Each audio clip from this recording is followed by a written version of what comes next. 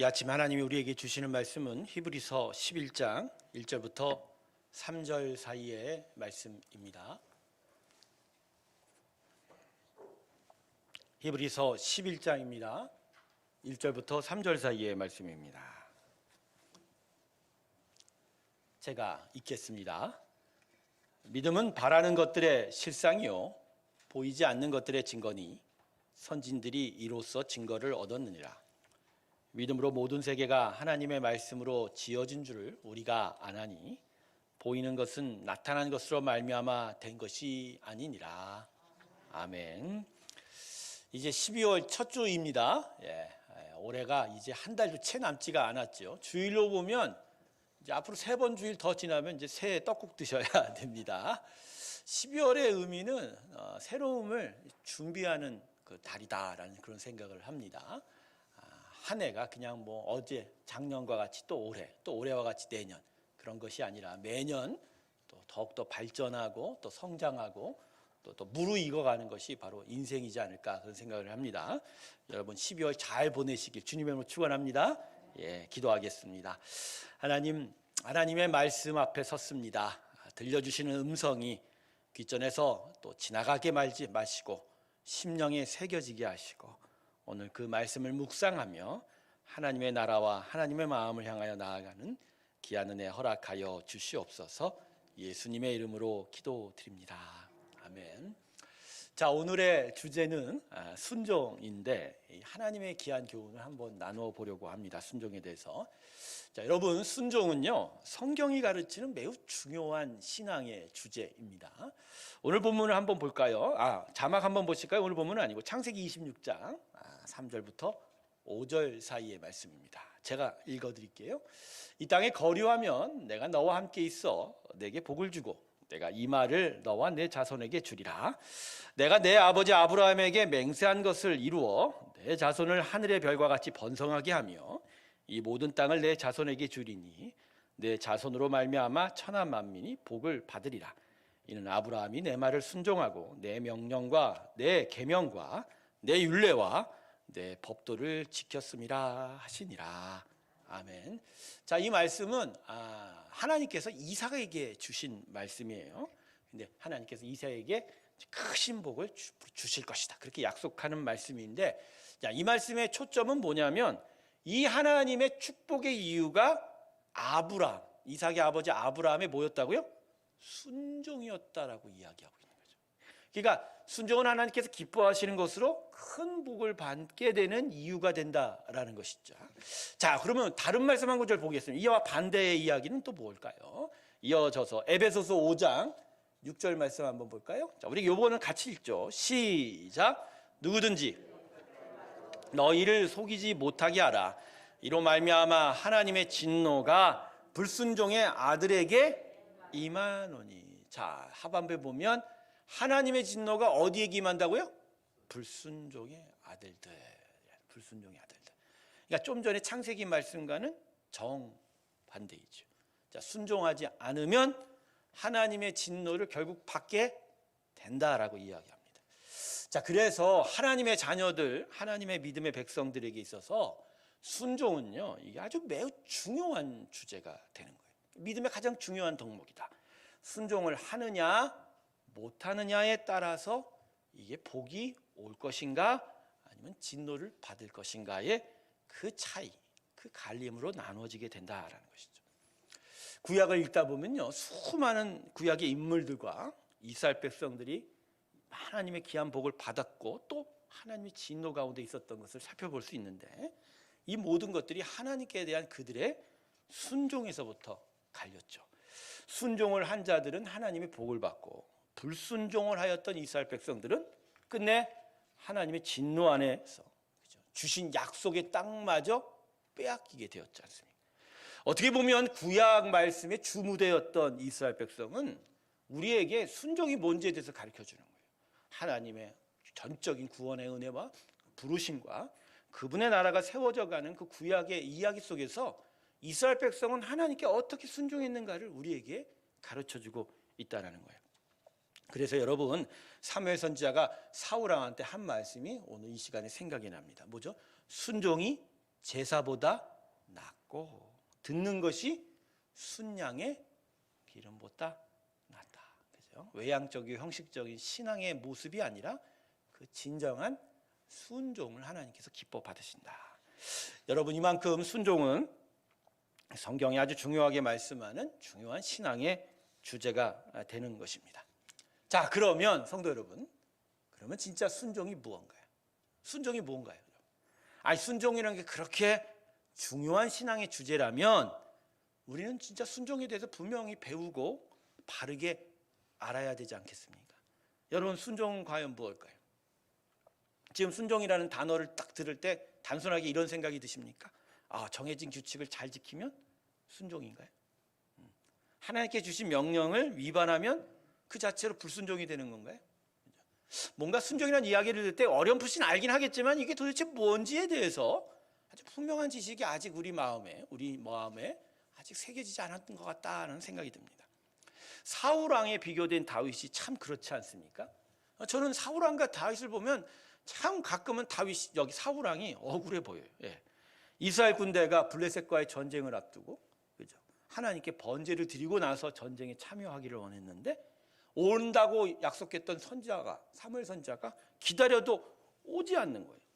그러다 보니까 급한 나머지 사울 왕이 제사장이 먼저 드려야 될 번제를 왕이 스스로 드려버리게 된 거예요. 그리고 나서 바로 이어서 사무엘 선지자가 도착하고는 사울 왕이 규례를 어겼다고, 불순종했다고 호되게 질책을 하게 됩니다. 하지만 이에 반해서 다윗의 경우는 좀 너무 억울해요. 성소를 방문했어요. 다윗이 사울 왕에게 쫓겨서 배고픔에 제사장한테 먹을 것이 좀 있냐라고 물었더니 제사장 아히멜렉이 성소에서 진열된 진설병, 이거는요 오직 제사장만 먹어야 되거든요. 근데 다윗이 그것을 먹었어요. 다윗과 그 무리들이. 근데 이것 자체가 사실은 율법을 어긴 거예요. 즉 사울 왕이 번제를 자기가 드리면 안 되는 자기가 드린 거와 똑같은 거죠. 근데 누가복음 6장을 보면요, 예수님은 이 일이 결코 잘못된 일이라고 얘기 안 하세요. 오히려 이 일을 이야기하면서 인자가 안식일의 주인이다, 이 말까지 하셨어요. 자, 규칙을 어긴 걸 놓고 보면 다윗이나 사울이나 똑같아요. 근데 어떻게 한 사람은 불순종이고 어떻게 또 한 사람은 불순종이 아니냔 말이에요.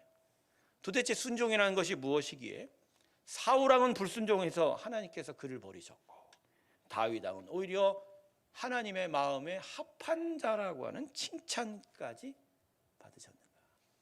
여러분, 순종은 단순한 명령과 규칙을 어기는 것은 아니라는 것을 우리가 알 수 있습니다. 자, 그러면 순종은 무엇일까? 성도 여러분, 오늘 설교의 주제의 말씀은 우리가 아까 낭독하였던 히브리서 11장 1절부터 3절까지죠.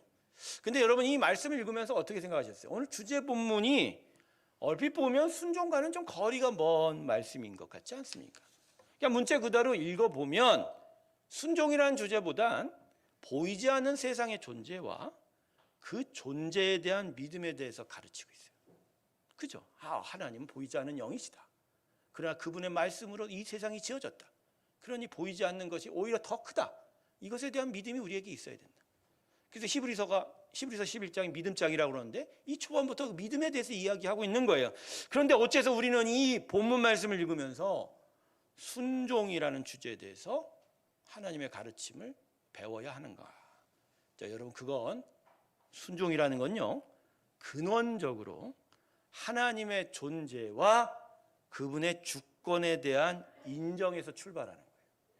즉 단순하게 규칙과 명령을 지키는 게 순종이 아니고요, 하나님의 살아계심과 그분의 다스리심에 대한 전적인 인정과 동의와 경애가 순종의 시작이고 순종의 중심이라는 것입니다.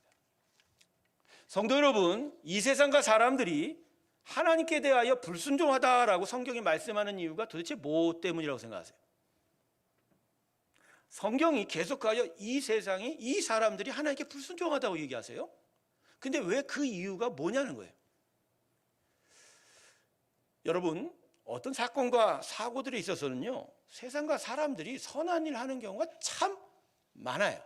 이번에 이태원 참사에서도 좀 봤지만 압사로 인한 수많은 사람들이 희생을 당하는 과정 속에서 오히려 시민들이 그죠? 구급 요원들이 턱없이 부족한 시민들이 나서서 CPR, 그 심폐소생술을 하지 않습니까? 그래서 많은 사람들을 그죠? 그 생명을 구하려고 애쓰는 그 모습을 우리는 보아왔을 겁니다. 여러분, 이러한 행동은 그 자체로 선한 행동입니다. 그죠? 선한 행동. 하나님의 선하심을 따라가는 순종의 일이라는 거죠. 너무나도 아름다운 선이었죠. 이제 연말이 되니까 선한 천사들이 또 사회 곳곳에서 드러나죠. 자기 이름을 알리지도 않지 무명으로, 그죠? 정말 어렵고 힘든 자를 위해서 자기의 것들을 아낌없이 나누는 일들을 우리는 너무나도 계속하여 목격하고 있지 않습니까? 여러분, 이 모습 자체도 참으로 선한 일입니다. 그런데 이처럼 세상과 사람들이 선하고 아름다운 일들을 곳곳에서 드러내고 있음에도 성경은 도대체 무슨 이유로 이 세상과 사람들이 하나님에게 불순종하고 있다라고 말씀하냐는 거죠. 자, 로마서 3장 우리 말씀 자막 한번 볼까요?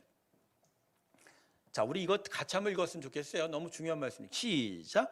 기록된 바 의인은 없나니 하나도 없으며 깨닫는 자도 없고 하나님을 찾는 자도 없고 다 치우쳐 함께 무익하게 되고 선을 행하는 자도 없나니 하나도 없도다. 여러분, 이 말씀을 어떻게 해석하세요? 자, 완전한 의에 대한 얘기입니까? 우리가 선한 일도 하지만 전체적인 인생의 전체를 보면 완전하게 선한 것은 아니다, 그런 얘기인가요? 물론 그 이야기도 맞아요. 여러분, 완전한 하얀색의 도화지에 작은 물방울이라도 검정 물방울을 떨어뜨리면 그 양이 얼마가 되던 간에 도화지는 이미 오염이 된 거죠. 그죠? 그리고요, 사람의 실상은요, 우리가 생각하기에 아주 그렇게 긍정적이지 않아요. 사람들이 착각하죠. 대다수 사람들은 그래도 좀 선량하지 않나? 그렇지 않습니다. 아주 작은 검정 물방울이 아니라 대부분은 검은색이 도화지를 다 덮고 있는 게 사실 사람의 심령의 실상이죠. 그런데 지금 읽었던 이 로마서 3장 말씀은 그런 관점에서 말씀하는 것이 아니에요. 더 중요한 초점이 있어요. 그게 뭐냐면 11절 말씀이에요. 아까 11절. 중간에 11절 뭐죠? 깨닫는 자도 없고 하나님을 찾는 자도 없고. 자, 하나님이 이 세상에 대해서 의인이 없다, 선하지 않다, 불순종한다. 그거의 초점은 바로 하나님에 대한 인정과 동의가, 그리고 경외가 없다는 거예요.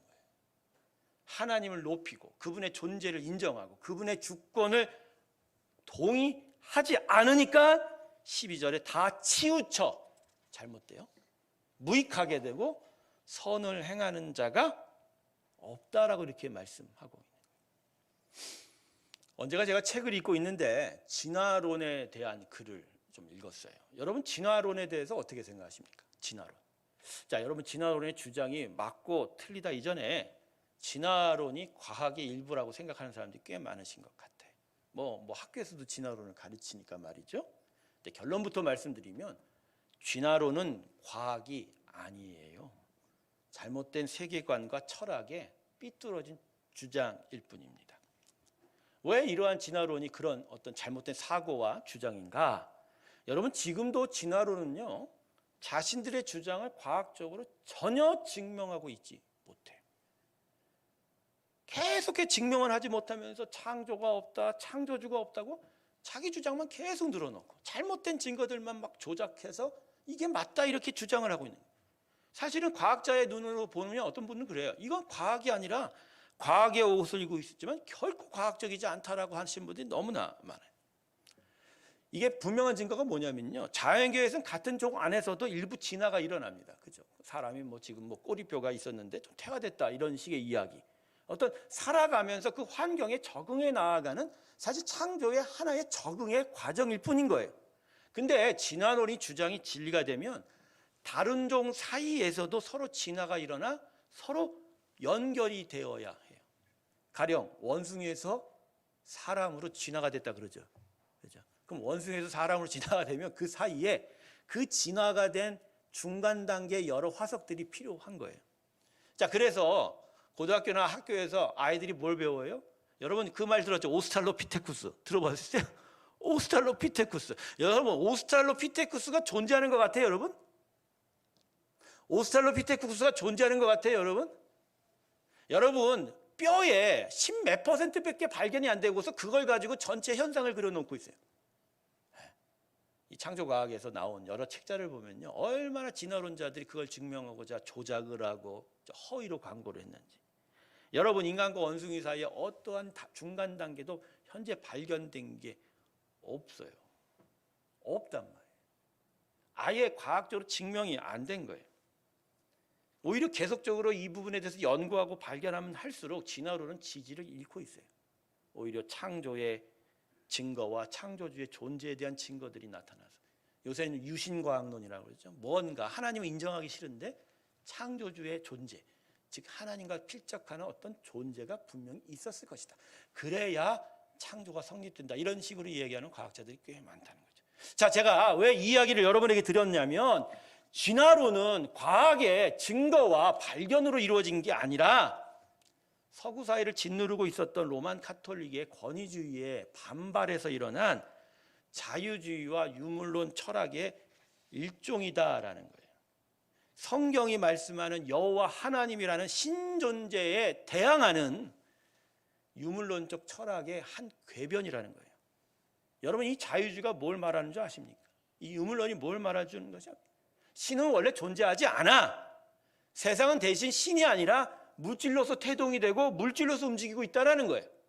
그런데 종교는 있지도 않은 신을 속이고 거짓말을 하고 있고, 그리고 그 존재하지 않는 신이 인간을 억압하고 속박하고 인간을 노예로 삼고, 그 과정에 일부 종교들이 인간을로부터 착취하여 이득을 올리고 있다, 이런 시각으로 보는 거예요.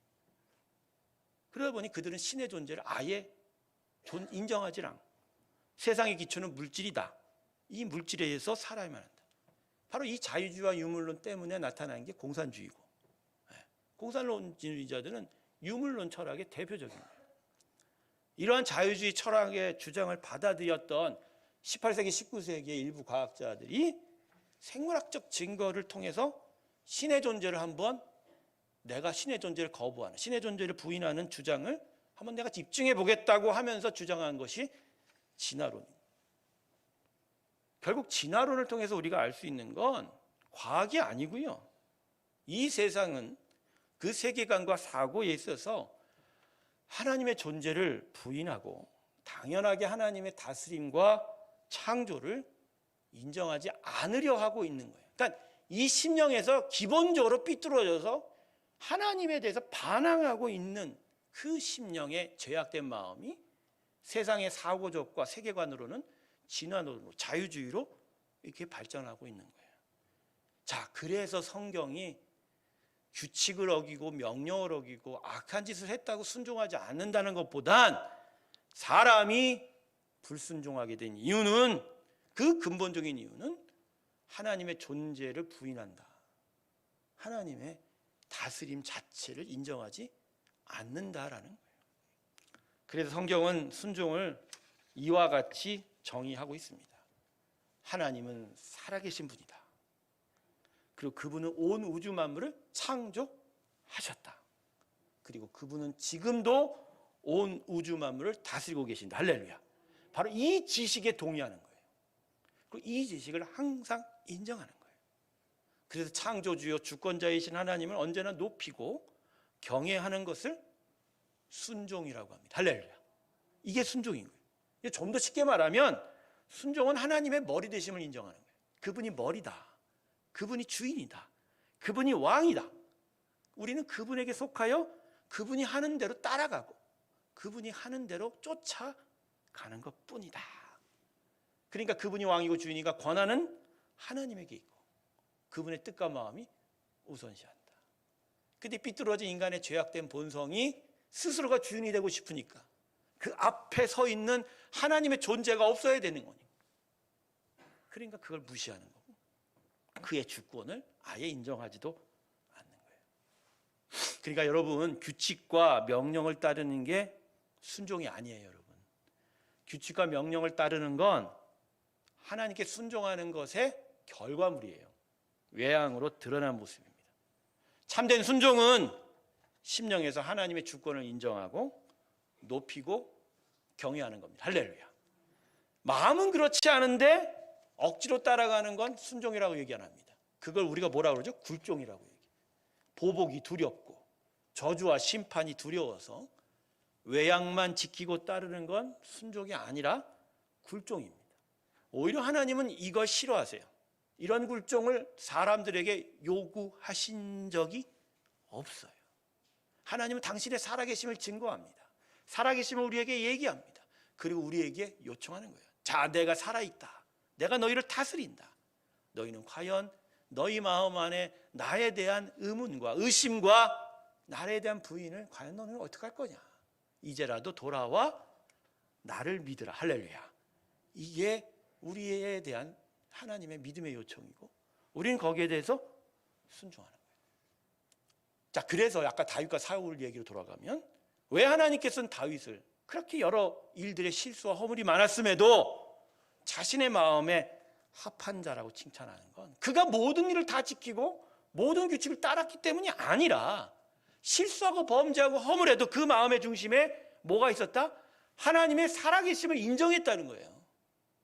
그분의 살아계심과 그분이 다스리고 그분의 주권을 인정하고 높이고 경외했다라는 거예요. 그 마음의 심령을 하나님이 보셨기에 내 마음에 합한 자라고 하는 거예요. 성도 여러분, 지금까지 우리는 이제 성경이 가르치는 순종에 대해서 분명한 지식을 나눴습니다. 근데 사실 이제부터 설교가 중요해요. 순종에 대해서 배우고 생각해 볼 때 여러분 그 초점이 지식입니까? 여러분 신앙은 지식이 아니라 뭐죠? 실제로 살아내는 삶인 거죠. 순종의 문제는 지식이 아니라 살아내는 삶이 중요합니다. 정말 우리 심령이 정말 하나님의 살아계심을 인정하고 그분의 다스림과 주권을 내가 따라가느냐라는 진심으로, 그게 순종이에요. 이스라엘 백성들을 한번 생각해 보십시오. 그들이 하나님의 백성이 된 건 아브라함부터 시작하신 하나님의 은혜였습니다. 종살이하던 애굽에서 탈출할 수 있었던 것도 하나님의 능력이었죠. 그들이 가나안 땅을 정복하여 그 땅의 주인이 된 것도 하나님의 역사이지 않았습니까? 그런데 그들이 그렇게 하나님의 크신 은혜와 능력과 역사로 축복을 받았는 그들이 어떻게 하여 그들 자신의 주어진 땅조차 잃어버리고 지금은 예수의 복음을 거부하는 자들로 지금 살아가고 있느냐는 거죠. 다른 이유가 아니에요. 지식으로 몰라서가 아니라 실제로 삶에서 순종하지 못하고 있는 문제입니다. 여전히 그들의 외양은 하나님의 부르심 받은 백성입니다. 이미 아브라함 때 부름 받은 거죠. 그리고 지금도 그들은 하나님을 예배한다고 얘기해요. 그렇지만 사실 그들의 마음 안에 실제적으로 하나님을 인정할까요, 진짜? 그분의 살아계심을 진짜 인정하고 그분의 주권, 그분의 다스림을 정말 인정할까요? 그들은 외양상 신앙인의 모습이었지 실제적으로는 무신론자와 별거 다른 거 없었다는 거죠. 지금의 그들의 모습은 그들이 만들어낸 거예요. 순종하지 않게 되니까 하나님의 은혜와 역사로부터 멀어지게 되는 것이죠. 성도 여러분, 그래서 순종은 지식이 아니죠. 몸으로 살아내는 삶이어야 됩니다. 할렐루야. 살아계시다고 하면 그분의 살아계심을 인정하는 삶의 반응이 나타나야 되고, 그분이 우리의 왕과 주인이라면, 우리를 다스리고 있다면 그분의 다스림에 전적으로 동의하며 그것에 반응하는 믿음이 나타나야 하는 거죠. 즉 내 몸을 쳐서라도 예수의 은혜와 하나님의 사랑과 그분의 살아계심에 복종해야 되는 거예요. 잠언 3장은 그래서 이렇게 말씀합니다. 잠언 3장 볼까요? 말씀. 자, 우리 같이 읽습니다. 시작. 너는 마음을 다하여 여호와를 신뢰하고 내 명철을 의지하지 말라. 너는 범사의 그를 인정하라. 그리하면 내 길을 지도하시리라. 한 장 더 있어요. 스스로 지혜롭게 여기지 말지어다. 여호와를 경외하며 악을 지어다. 여러분, 이 말씀의 초점이 뭐죠? 내가 옳다라는 생각을 내려놓으라는 거예요. 내가 옳다, 내 자신이 옳지 않다라고 고백하는 거예요. 대신에 항상 옳은 건 누구라? 하나님. 범사의 그를 인정하라. 자신을 내려놓고 하나님의 뜻을 따를 때 복이 된다. 그래서 여러분, 참된 순종은 반드시 겸손에 대해서 말하게 됩니다. 순종은 뭐에 대해서 말한다고요? 겸손에 대해서. 우선적으로 하나님의 크심을 인정하는 거죠. 그분의 오르심에 동의하는 거죠. 신뢰하는 거죠. 그래서 내가 생각하는 모든 의롭다 하고 옳다고 하는 것들을 그 앞에서 내려놓아가는 것이 바로 순종입니다. 제가 18년 전에 순종에 대해서 아주 큰 실수를 한 적이 있어요. 저는 당시에 목회 기획과 창의적인 교회 행사 기획에 대한 강의로 나름 유능하다는 소리를 듣고 있었어요. 그쪽에 대한 사역도 계속 하고 있었고, 또 제가 원래 출신이 경영학과입니다. 머리는 좋아요. 제가 IQ가 155예요, 여러분. 보통이 넘죠. 전국 곳곳에서 강의 요청을 받고 주일날 강의가 예배가 끝나면 밤에 지방으로 떠나서 그 다음날 강의하고 올라오는 경우도 꽤 많았어요. 큰 교회들 가서도 요청이 있었고. 그런데 저와 함께 사역을 하신 선배 목사님 한 분이 그런 저의 모습을 아주 시기하셨어요. 그래서 제가 두란노 서원에서 강의를 하던 것을 못마땅해 하셨어요.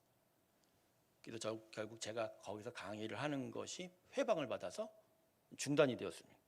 당시에 두란노 서원이 시끄러워갖고 제가 목사님하고 담임 목사님하고 서원 원장한테 불려가서 꾸중도 듣는 일이 있었는데, 사실 저로서는 억울하죠. 사실 사역은 제가 해놓고 연구도 제가 했어요. 그죠? 제가 한 거예요. 근데 그분은 자기가 한 것도 아니야. 자기가 사역하지도 않았어. 이유가 뭔지 아세요?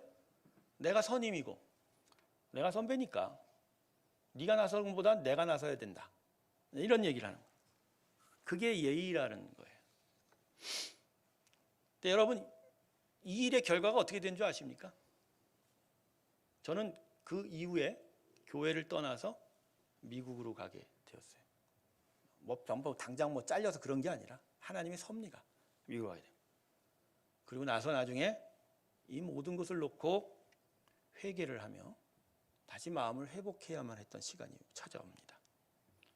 그 목사님은요, 지금도 그 교회에서 그 사역 열심히 하고 있어요.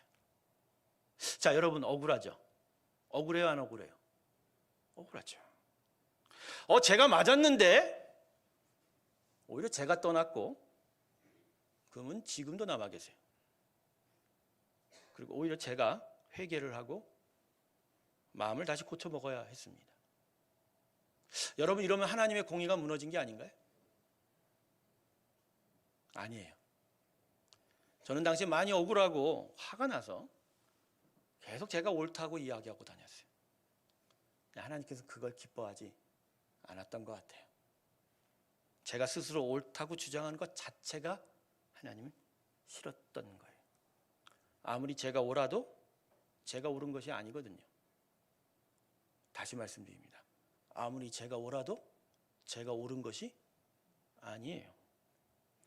후에 미국 신학교에 다시 공부를 1년 동안 하면서 안식을 얻을 때 하나님께서 저에게 물어보셨어요. 넌 너의 모든 것이 너로 인한 것이냐라고 묻으셨어요. 저는 거기서 꼬꾸라진 거예요. 그게 다 하나님의 은혜인데 말입니다. 그게 내 건가요? 하나님께서는 제가 당시에 옳지 않다라고 말씀하셨습니다.